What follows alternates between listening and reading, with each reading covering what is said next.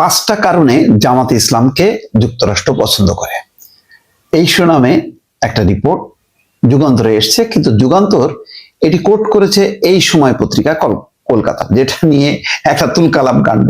মির্জা ফখরুল বলছেন যে আমি ওই পত্রিকায় সাক্ষাৎকার দেইনি, কিন্তু ওদের কর্তৃপক্ষ কিন্তু এখনো সেই দাবির স্বীকার বা অস্বীকার কোনোটাই করেনি। যাই হোক, এটা হয়তো কি হয়েছে আসলে এই রহস্যটা বোঝা যাচ্ছে না।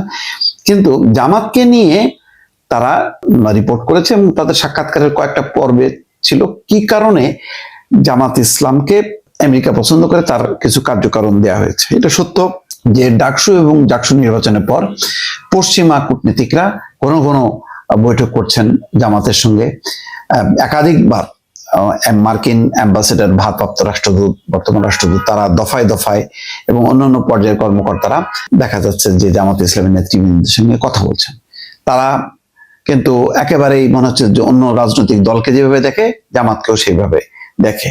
ওই আক্তার হোসেনের মতন ওই ঘোড়ানা যে হাত বাড়াই দিল একজন নারী কর্মকর্তার, মানে তার সাথে হাত মেলাবে না, এই টাইপের রাজনীতি সম্ভবত জামাত করে না। জামাত অনেক ফাস্ট, অনেক আধুনিক। কিন্তু তারপরেও যেহেতু নামটা বাংলাদেশ জামাত ইসলাম একটা ধর্মীয় রাজনৈতিক দল হিসেবে পরিচিত, ফলে আন্তর্জাতিক পর্যায়ে একটা গ্রহণযোগ্যতা তাদের কম, এটা সত্য।